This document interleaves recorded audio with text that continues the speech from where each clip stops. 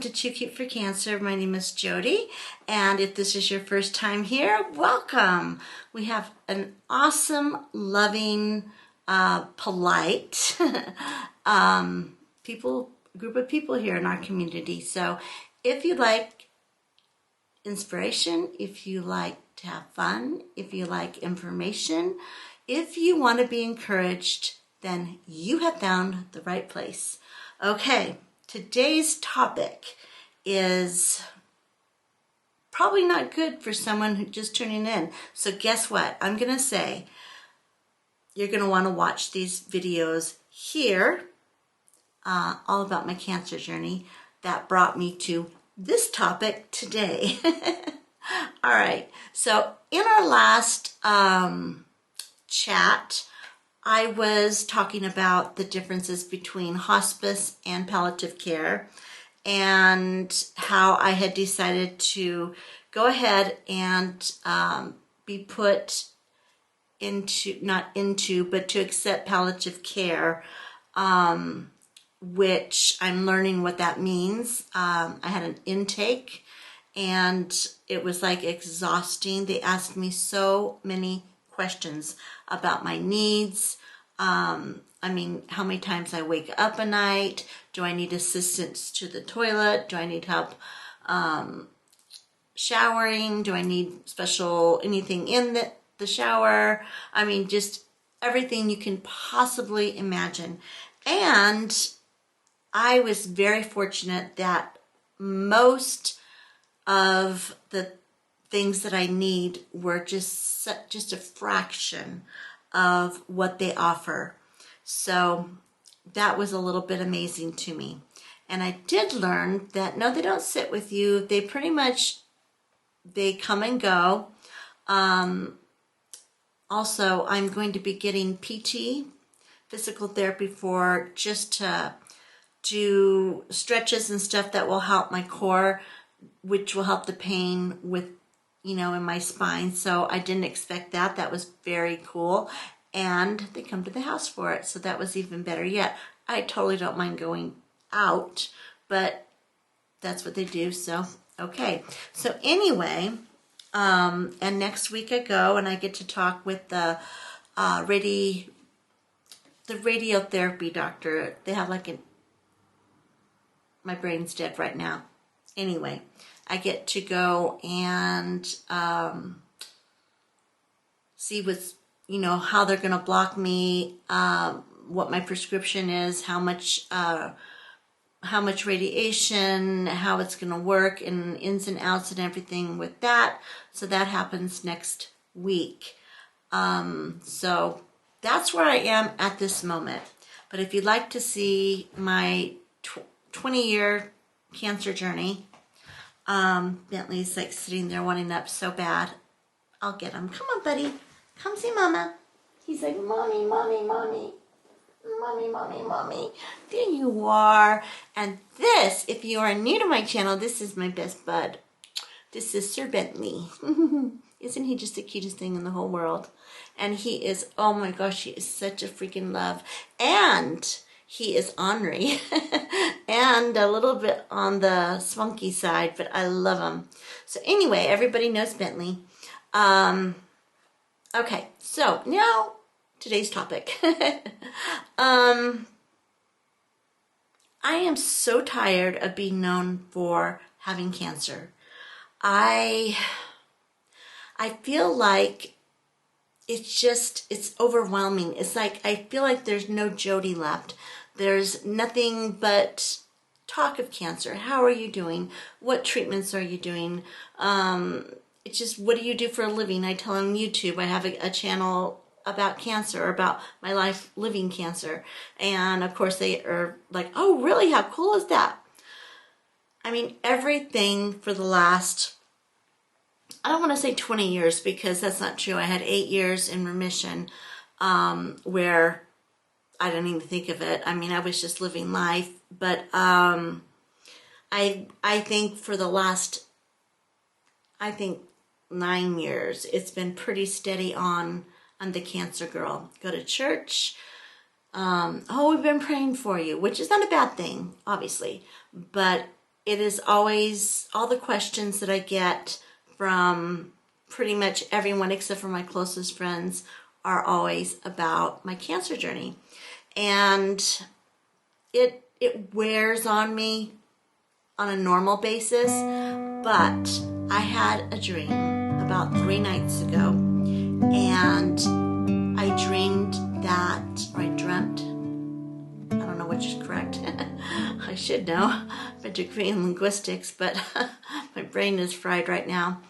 I dreamt that I had no cancer. I woke up and I had never had cancer. The whole dream was about me living my life, and I still had the YouTube channel, but it was about beauty and fashion and I guess, I don't know, I think, but it wasn't called Too Cute for Cancer, and I don't know what it was called. You know how dreams are. But anyway, the whole dream was just me getting up and going running in the morning, because that's what I used to do before cancer. Get up and go running, get the kids, off to school, except for in this dream, I had no kids to get off of school. I just had Bentley right here. And it just, like, the whole day was just, it was beautiful out. I had cute clothes. I wasn't, I was at my pre-cancer weight. I was just like me before cancer now. Still lived in this house. One part of the dream was I was decorating and I wanted to paint a room, and so I went out and bought the paint, and I stood on the ladder myself and painted the whole room, and I could raise my hands, above my head, and I could do the whole thing without my arm having lymphedema and swelling up. In fact, I didn't even have my tattoo. I have a tattoo. It's a medical alert, and then it has a little, it's hard to see. Anyway, it says lymphedema, so like, they know this arm is, they can't do anything on this arm. So anyway, the tattoo was even gone in the dream. So, sorry Bentley, scared him. It's okay, Bubby. So anyway, after the dream, I woke up and reality hit me. There's all my cancer meds right there. There is, the pain in my body reminding me. I got up and went and got my coffee, and I just felt really down. I just felt really, not that good. And I tried to shake it off. I tried to, it's just a dream, get over it, Jody. But it just felt so incredibly real. It felt like waking up was, like I was grieving. I was grieving for all of the losses physically, all at once, that moment I woke up. I know it's just really hard to explain. So I got up, I got my coffee, and went out, and I thought, well, you know what? Sunshine will do good. I'll get my vitamin D, my sunshine. I'll do my Bible study out by the pool. And the study that I turned to, it wasn't the study that I was on, but the study that I had just flipped through in my women's Bible.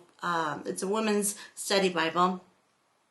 It was talking about who you are in Christ and who you are in God's eyes, and how, yes, you can be a mother, you can be a daughter, you can be a cancer survivor, you can be, cute little Bentley here, but who you are in God's eyes and who you are in Christ is the most important thing about you. And so I was like, God knew I needed that word, that He knew I needed to hear that.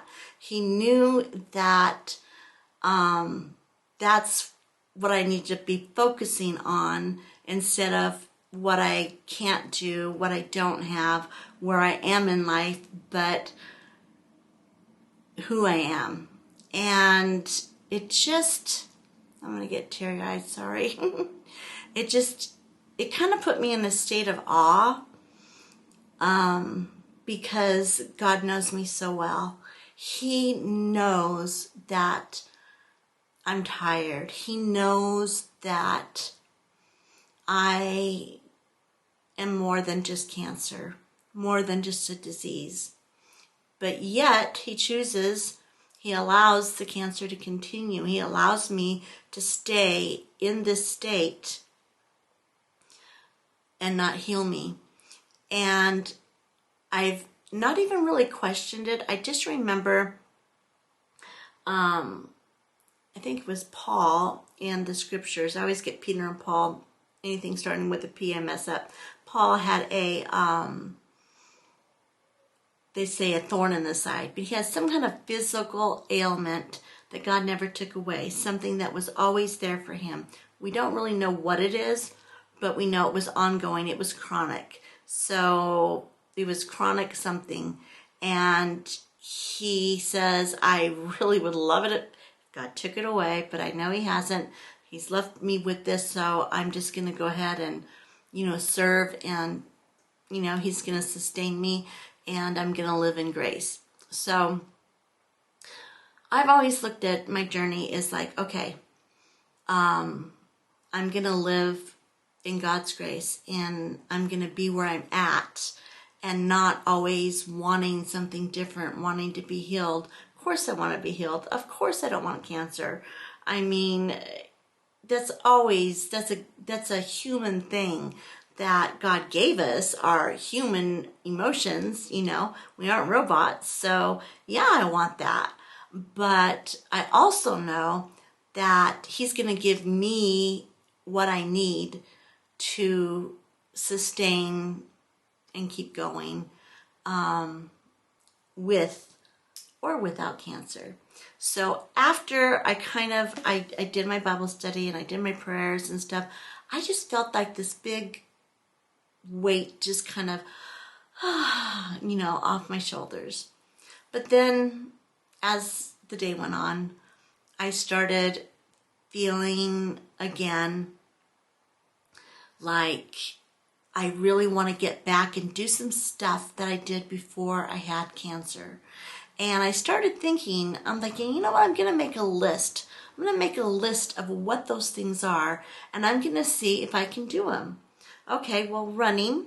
I know that the doctor doesn't want me to run because of the tumor on my spine and the neuropathy and all of that, but I can walk. So, some modifications there.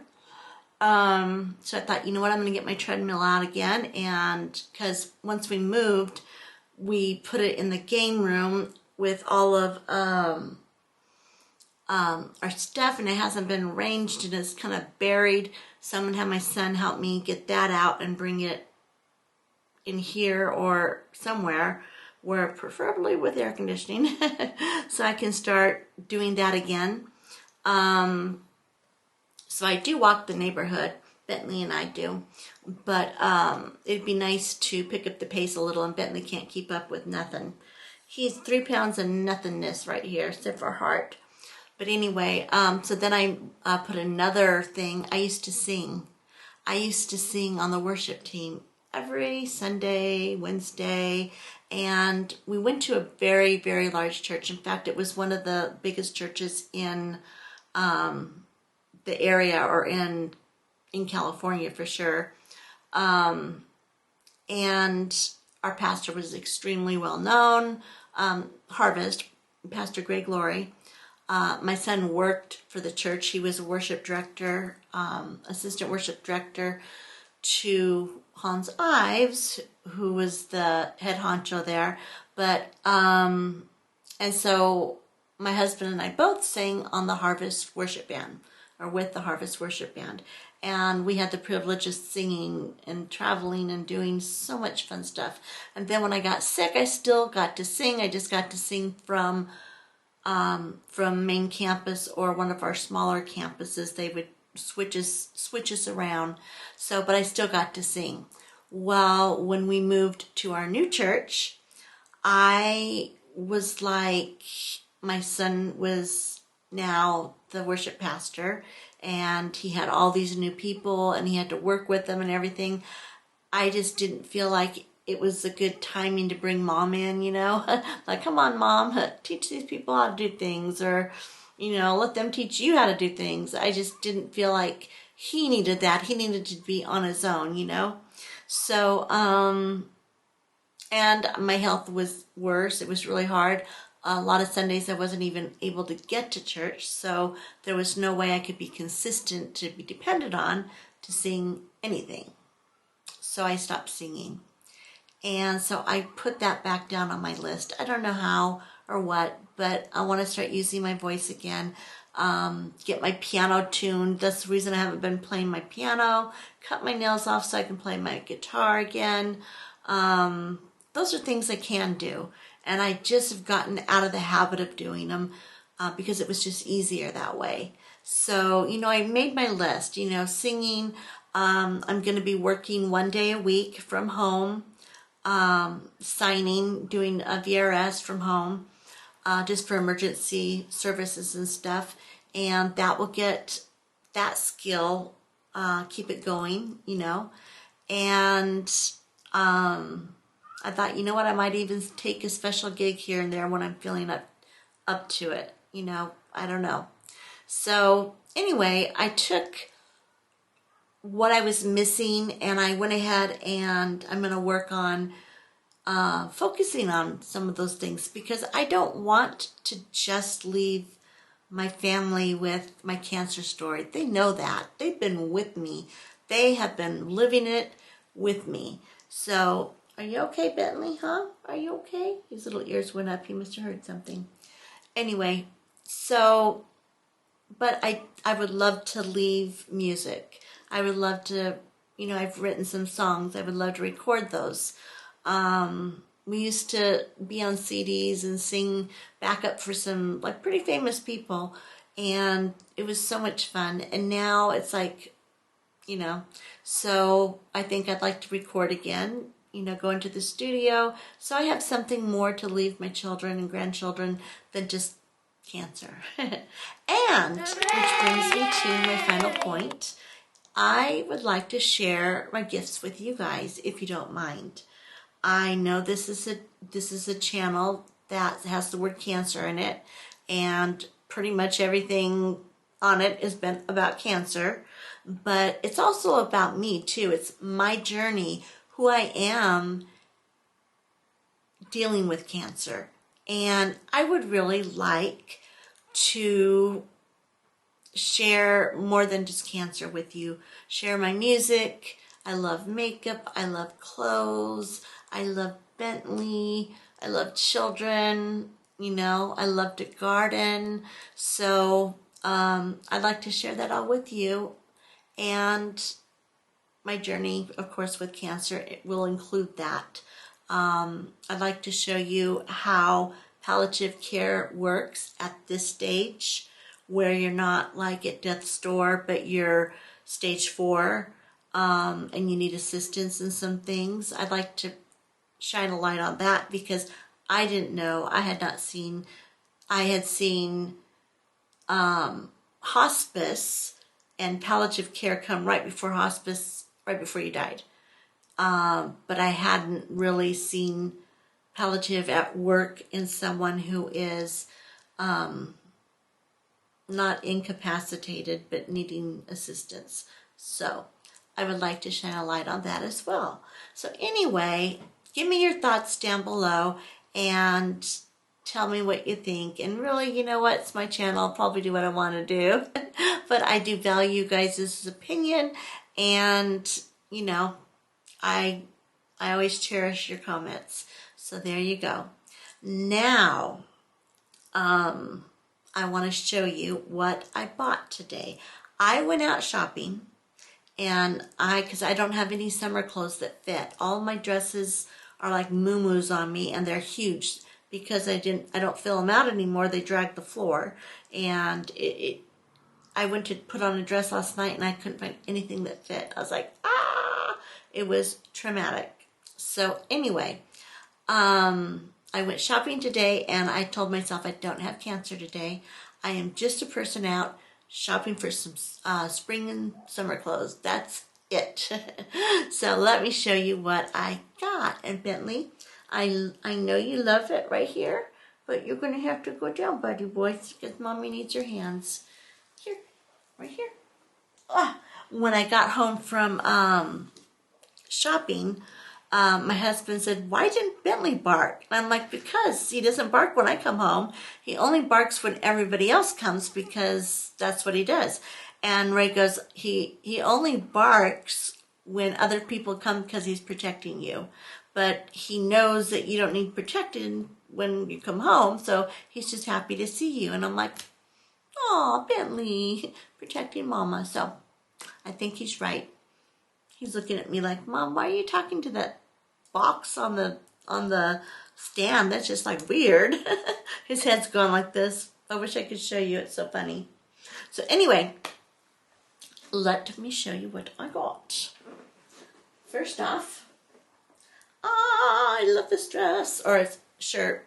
It is so cute. It's hard to tell, but it's got like a sweetheart, I guess, collar, and it's got the voluminous sleeves, perfect for spring, because like in church and stuff, I like to wear something like this, but it's a little chilly.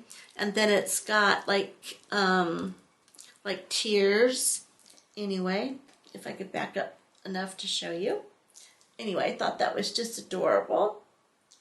And let me see, put you back up here.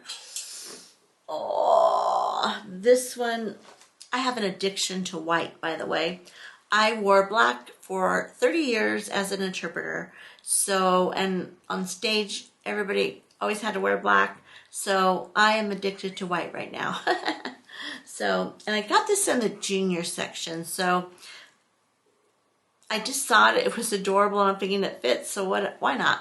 Anyway, it's just like puff sleeves. And it's got like the little ruching around the neck. And yeah. So I just thought it was super simple, super cool. Then, of course, I had to get it in pink. Because pink is my favorite color. My granddaughter, look how cute that is. Isn't that just the cutest thing ever? It's feminine, it's lightweight. I don't even have to wear prostheses with it. It's thick enough to where I can just go braless and stuff unless I want to. But during the summertime, it gets really hot, you know, and the boobs slide around. So anyway, there's that one. And the last one I got, they were on sale. So I got like, I think the pink and the white were on 50% off. And this one was not on sale, but I just thought it was so cute. I had to have it. It's got like the elasticy stuff in the back, and then in the front, it's really hard to see with this lighting, but it's a pale yellow, and it's got double, like an undershirt thing already in it.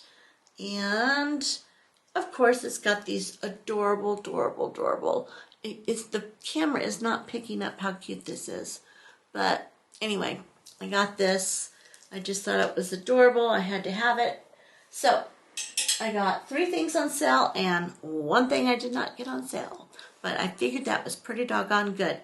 And it was fun to go into a store, because usually I stay clear of people, and I go, even before COVID, doing chemo and everything, I was wearing a mask before masks were popular, but I just stayed away from crowds and stuff. So now it's like, yee-haw, let's get out amongst some people.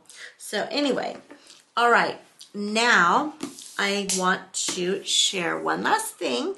Oh, and before I continue on, if you guys are not yet subscribed to my channel, I would appreciate it so very much if you went ahead and hit the subscribe button and set the notification bell so you don't miss any new videos. I do videos on Tuesdays, Thursdays, and Sundays. So there's 3 uploads, and I try to mix in mostly vlogs and then a couple sit downs. So it just depends on what's going on. Okay, so now got that out of the way. Go ahead and do that while I talk. I was gifted a book by one of you guys, and I'm so excited to read it. In fact, right after this, I'm gonna go kick my feet up, get some iced tea, and read. Ellen Weber, she's got a PhD. She's a smart cookie. She wrote a book. It's called Access Our Grace Mindset. Awaken Loving Kindness, Empathy, Healing, and Hope. And I have just kind of thumbed through it a little bit. I just picked it up last night from my PR box. And, okay, it's a P.O. box, but they call it, the brands call it a PR box. So it's, if you write it out as an address, it's a P.O. box still. so I didn't want people sending things to the wrong thing or not getting to me. But anyway, okay. So here it is. It's even in a beautiful, beautiful color, purple. And the back, let me see. It says, when grievances become our common bond, grace becomes our pathway into safe spaces where we are held with warmth and acceptance and where loving kindness sets the tone. I love it. So, it says, how do we access and awaken agape grace as our bridge from misery to mystery and joy? Human brain power devoid of grace leaves us judgmental of others and demanding unattainable perfection from ourselves. No wonder work and life often feel toxic. Compared to a grace mindset that sees and enjoys good all around, we can tend to gripe or give up if divine kindness remains hidden. Okay, so I am going to read this, and I'm going to give it my honest opinion, what I think. So far, just by reading the cover, I'm definitely intrigued to find out what's inside, and I think I'm going to like it. But beware, I'm going to give it an honest review. So anyway, if you guys want to purchase this, I'm going to put a link down in the description box below this video, and you can pick it up on Amazon. And you guys can read it with me, and maybe we could do a little book club over on Too Cute for Cancer Facebook page. Okay, so that's what I'm going to get started on that. Now, everything I wear, all my makeup, my soap, my hair care, my jewelry today is from Missima, and it is so freaking cute. I love it. I just got this new one.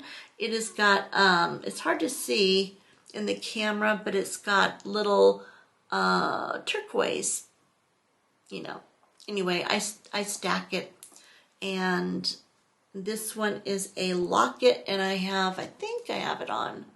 Yeah, I have the locket necklace that goes with it. So anyway, oh, and my new addition from Missima is, it's like the natural pearls. So they're all kind of like different shapes. They're not perfect. And then just has a gold chain. And it is all 18 karat gold over sterling silver. So it lasts like forever. All right. Now, thank you guys so much for bearing with me and listening. If you made it to the end, drop the word grace, so I know that you made it to the end, okay? And I love you guys. I'm going to sign off now, and I'm going to go read the book.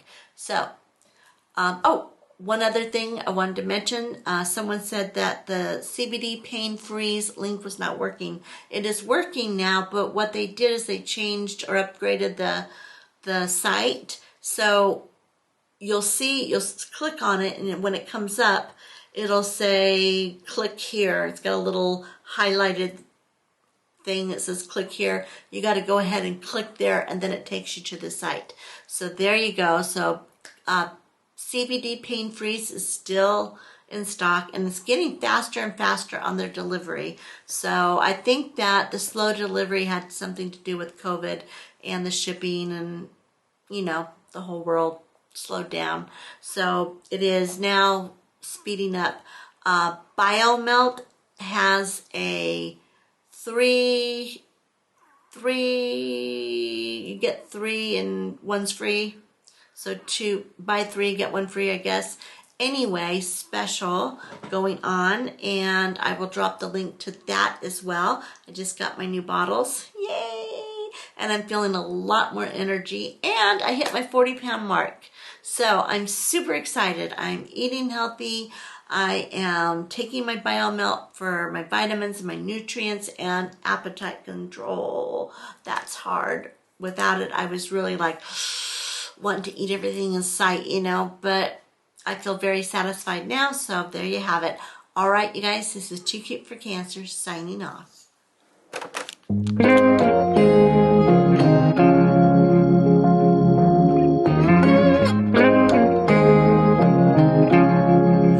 Whenever you're down, out in the cold, faithless and dark, your story's untold.